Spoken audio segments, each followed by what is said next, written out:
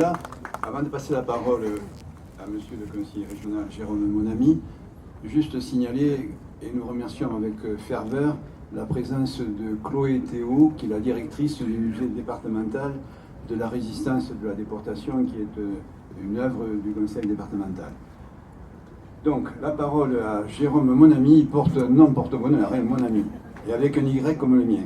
Donc, Jérôme Monami représente Madame Carole Delga, présidente du conseil régional. Alors mon ami avec un Y parce que c'est franc-comtois, donc moi au lycée il n'y avait pas de cours d'espagnol, donc je ne vous le ferai pas en espagnol, hein. Vous allez jouer entre anglais ou allemand, et je jouerai pour loin de l'Espagne. Voilà. Vous n'aurez pas cette chance, mais peut-être l'année prochaine. Camarades, hein, chers élus, c'est toujours un honneur de représenter la présidente Carole Delga, la région Occitanie, lors de ce 95e anniversaire de l'avènement de la Deuxième République espagnole.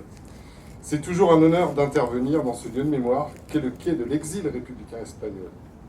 C'est toujours un honneur de rappeler les idées de liberté, d'égalité, de fraternité portées par nos camarades.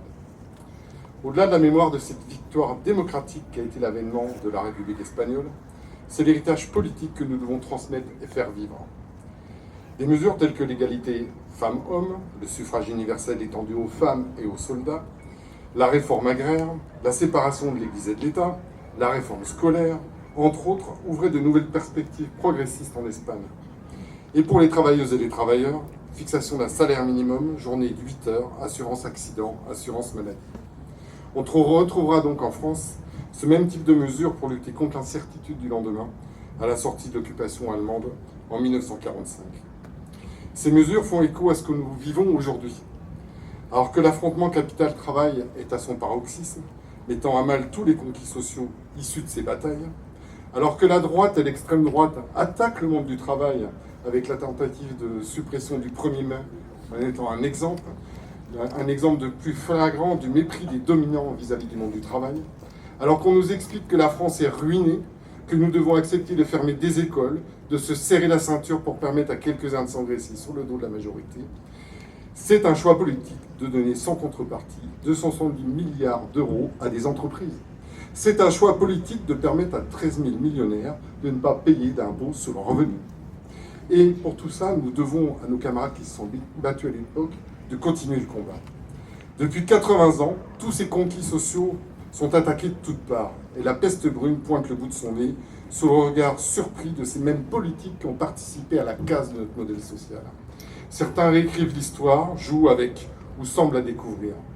Des moments comme aujourd'hui doivent toujours nous rappeler que quand le capitalisme est en crise, il amène toujours le fascisme et la guerre. Il est temps que les forces progressistes retrouvent le chemin de l'unité, non pas pour porter au pouvoir un éventuel guide suprême éclairant le peuple, mais bien un collectif portant les services publics, la sécurité sociale et le travail au cœur du progrès. Un collectif défendant l'intérêt général plutôt que l'intérêt particulier. Le meilleur moyen de lutter contre le populisme d'extrême droite est de lever l'incertitude du lendemain, de rêver à de nouvelles conquêtes sociales, écologiques et sociétales. Quand ton but de ta journée, c'est de remplir ton frigo, tu ne réfléchis pas à plus grand que toi. Tu ne réfléchis pas au-delà de ce même frigo. Tu ne réfléchis pas à la binarité, au genre, au sexe des anges. Tu réfléchis à comment remplir ce frigo. Et tu peux te retrouver piégé par le discours simpliste qui veut te faire croire que ton problème, c'est ton voisin immigré. Le capitalisme a toujours joué sur ses peurs avec ses idées simplistes, que ce soit localement, nationalement ou internationalement. Il est de nos devoirs à nous, communistes, socialistes, modérés, de gagner cette bataille idéologique pour que demain redevienne des jours heureux. Mais rien n'est inexorable. Et ce moment de commémoration, au-delà du souvenir, doit nous donner l'espoir de lendemain qui chante.